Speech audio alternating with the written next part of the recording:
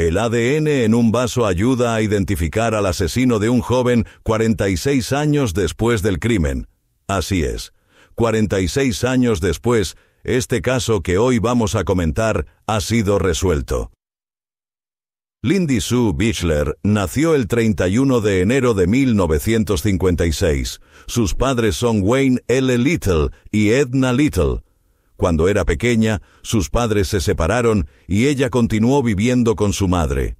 Su padre, a su vez, se volvió a casar y tuvo a su hermano, Michael Little. Michael, dando un spoiler sobre este tema, es una persona súper importante en el manejo del caso de su hermana. Incluso después de todo lo sucedido, siempre se esforzó por hacer justicia a la historia de Lindy y se convirtió en uno de los principales referentes en la lucha por descubrir qué le pasó a su hermana. Así que era muy importante. En la escuela secundaria, Lindy conoció a Philip, quien era el hombre que se convertiría en su marido. En esa época, Philip trabajaba en Hertz, una empresa de alquiler de coches muy famosa en Estados Unidos, y junto con su trabajo, también asistió a la Universidad Millersville, una universidad estatal, donde estudió arte. En ese entonces, Lindy asistía a la escuela secundaria Conestoga Valley en Lancaster, Pensilvania, donde recibió capacitación empresarial. En octubre de 1974, ella y Philip se casaron. Philip era 5 años mayor que Lindy, 24, mientras que ella tenía 19. Así que él ya estaba trabajando, y en una etapa diferente de la vida cuando se casaron. Al año siguiente de su matrimonio, en junio de 1975, se convirtió en la primera empleada contratada por Landis Flowers and Gifts, una floristería en Manor Township. Ella y su marido vivían en el primer piso de un apartamento, pero ella nunca se sintió segura. Un día vio a alguien vigilando su apartamento a través de la puerta principal, que era de cristal. Después de este episodio, incluso le comentó a Philip que no quería estar sola en casa cuando oscureciera, porque él llegaba del trabajo mucho más tarde que ella. Otro incidente, aún más grave que este, ocurrió una noche cuando Lindy y Phil estaban en casa cenando con su hermano, Michael. Estaban pasando una noche tranquila, hablando, riendo, bebiendo, hasta que en un momento determinado oyeron un ruido que provenía de las habitaciones. Phil va allí para ver qué había pasado y encuentra un espejo completamente roto. Lindy quedó devastada ese día, y lo que ya le causaba algo de miedo terminó intensificándose. Cuando Michael salió de cenar, hizo que su esposo revisara todas las puertas y ventanas de la casa para asegurarse de que nada ni nadie entrara, sin que ellos lo sepan. Esto la debilitó visiblemente desde el punto de vista emocional. Después de un año de matrimonio, pensaron que lo mejor sería empezar a buscar un lugar donde vivir nuevamente. Lindy realmente quería un perro, y Phil quería más espacio en la casa, así que sus deseos coincidieron y comenzaron a buscar este nuevo lugar para vivir. A las 5:15 de la tarde del 5 de diciembre de 1975, Lindy agarró su bolso, salió del trabajo y condujo desde la florería hasta donde Phil trabajaba en Hertz para poder saludarlo antes de regresar a casa. Luego, aprovechó para ir al John Hearst Village Market a hacer algunas compras. Compró 4 bolsas de comestibles y se dirigió a su casa, llegando alrededor de las 6:30 de la tarde. Ella sacó las compras del auto, las puso dentro de la casa y se quedó sola en casa hasta que Phil llegó del trabajo. Como todos sabían que Lindy tenía miedo de estar sola en casa, sus tíos Mel y Celeste decidieron invitarla a ver un partido de baloncesto esa noche para que no estuviera sola en casa durante horas esperando a Phil. Alrededor de las 8 de esa noche, la tía y el tío de Lindy llegaron a su apartamento para recogerla y llevarla con ellos al partido de baloncesto. Celeste llegó primero a la puerta y pensó que era extraño que Lindy hubiera dejado la puerta sin llave. Eso no tenía mucho sentido, especialmente porque todos sabían lo cautelosa que era con su propia seguridad.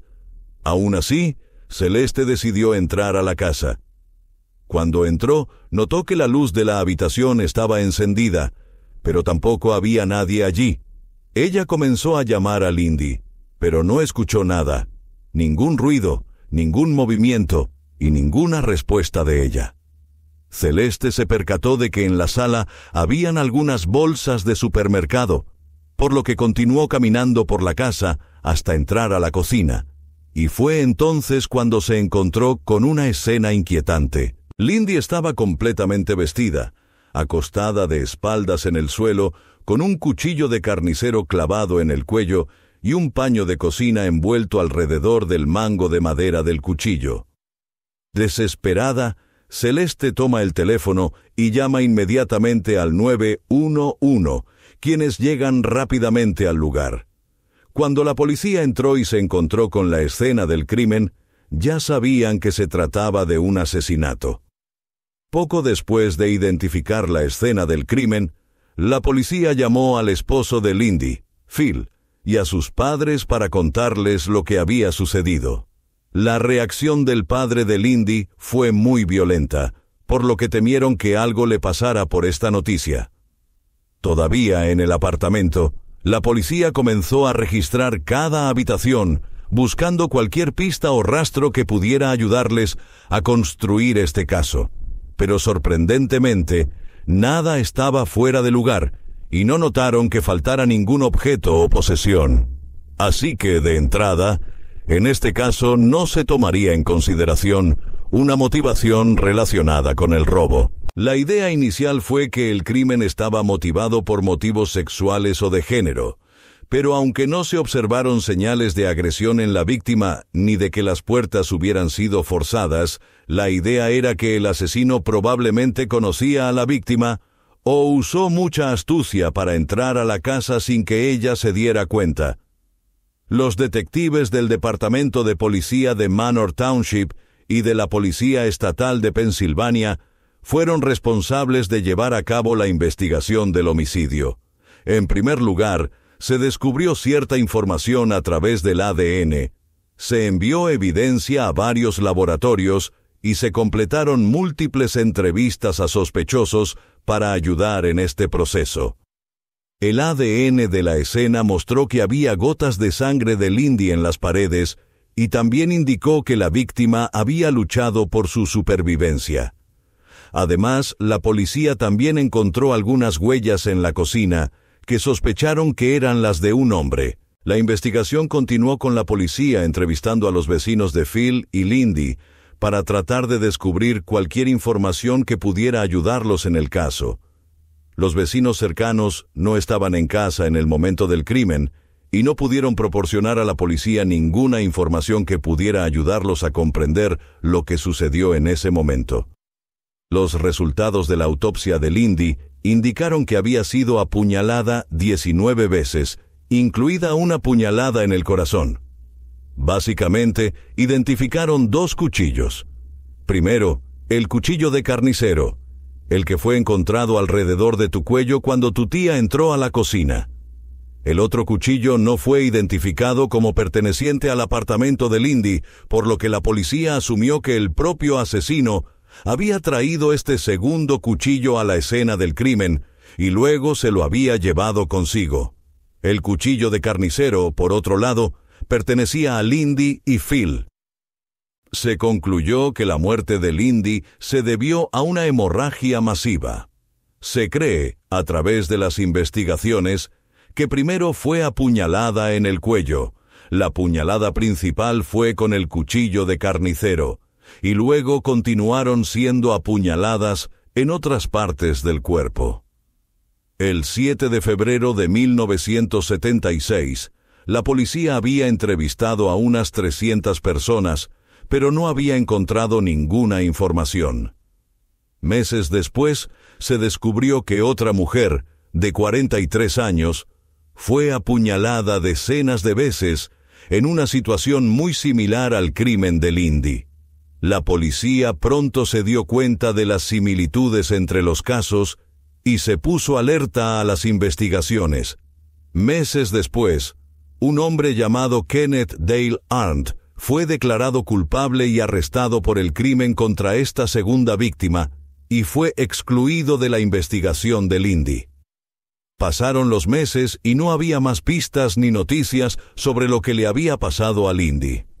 A finales de diciembre de ese año, cuando se cumplía un año de la muerte de Lindy, su familia acudió al cementerio a dejar unas flores en memoria de su aniversario luctuoso. Cuando llegaron, encontraron la lápida de Lindy pintada de rojo y cubierta de arañazos. Era la única lápida vandalizada del cementerio. Al año siguiente, una carta marcada como urgente llegó al departamento de policía de Manor Township y estaba dirigida al detective Schiller. Esta carta mezclaba letras cursivas con letras de imprenta. Básicamente era una carta dividida en dos partes. La primera parte fue escrita como si alguien afirmara ser el asesino, y la segunda parte fue escrita por Janice, una persona que afirmaba ser amiga del asesino. La carta decía algo así. Punto. Hola Schiller, aún no me tienes. La tumba de Lindy me excitó. Se veía toda ensangrentada como la pintura. Las marcas de arañazos y cortes representan las heridas de arma blanca. Imprima esta carta junto con una foto en el periódico de Lancaster el viernes por la noche y en el periódico del sábado por la mañana, y podré confesarlo cuando regrese de mi viaje. Ya ves, el mundo me debe la vida. Tal vez pueda darte una idea de quién soy. Me arrestaron una vez por drogas hace unos años. Vivo en el West End de los suburbios de Lancaster. Mido 1,70 metros, soy gordo y guapo y capaz de volver a matar sin saberlo. El 5 de diciembre de 1975 estaba bajo los efectos de las anfetaminas.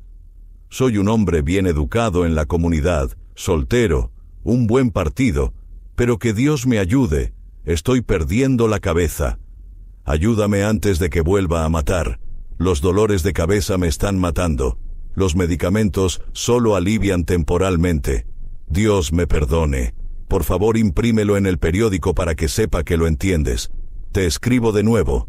Dios, necesito un sacerdote. ¿Qué he hecho?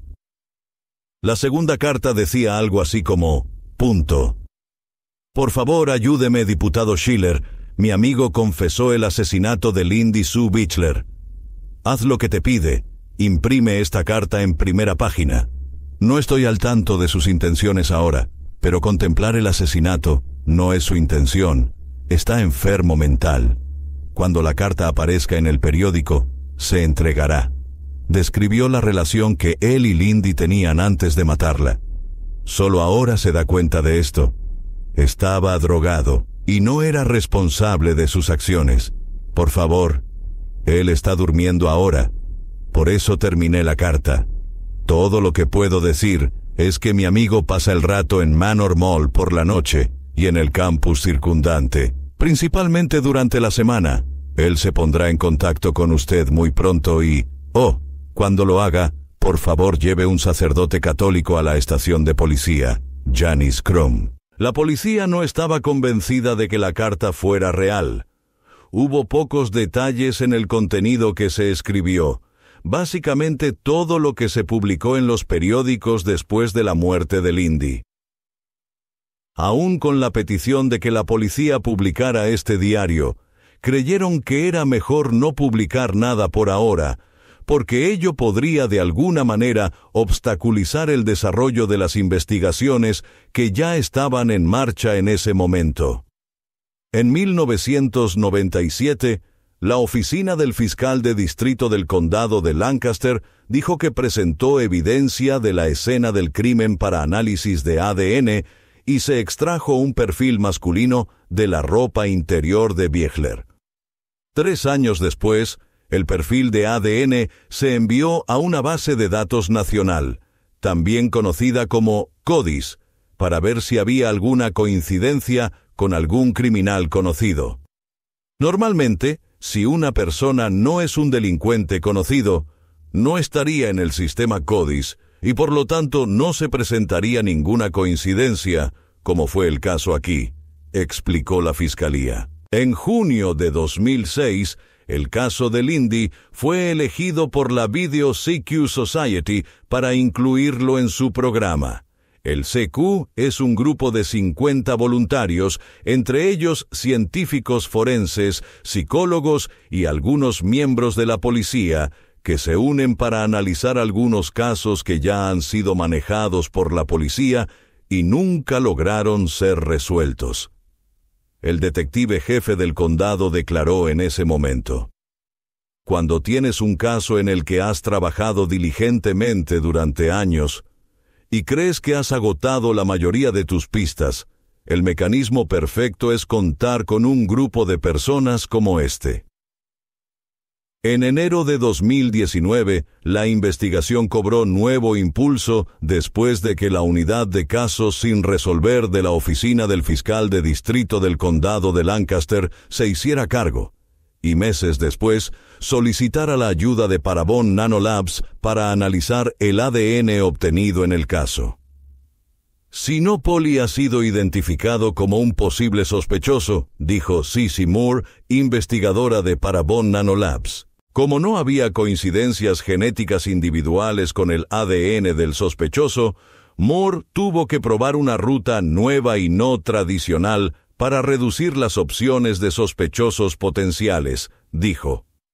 Dada la ascendencia italiana de Sinopoli, Moore estudió los patrones geográficos y de inmigración, así como los apellidos asociados, y determinó que la persona vinculada a la muestra de ADN tenía vínculos con Gasperina, una ciudad en la región de Calabria, en el sur de Italia. Había muy pocas personas viviendo en Lancaster en el momento del crimen que tuvieran la edad y el sexo correctos y tuvieran un árbol genealógico consistente con esos orígenes. Por lo que esto me permitió priorizar a los candidatos cuya ascendencia se determinó exclusivamente a partir de familias con orígenes en Gasperina, dijo Moore. Sinopoli y Biekler vivieron en el mismo complejo de apartamentos de 4 unidades en algún momento, dijo Adams durante una conferencia de prensa el lunes, pero no especificó cuándo. Aparte de ser vecinos, Adams no dio más detalles sobre qué conexión podría haber existido entre ambos. David Sinopoli, cuando se preparaba para tomar un vuelo en el Aeropuerto Internacional de Filadelfia, decidió tomar una taza de café que cambiaría su vida para siempre. Sin que él se diera cuenta, unos investigadores seguían sus pasos y recogieron para analizar la taza que desechó después de usarla. David y Lindy eran vecinos, pero los investigadores no conocían su relación. Gracias a una comparación de muestras de ADN recogidas de la ropa de Lindy y la saliva de la taza de café que David bebió en el aeropuerto, se descubrió el perfil de ADN del asesino.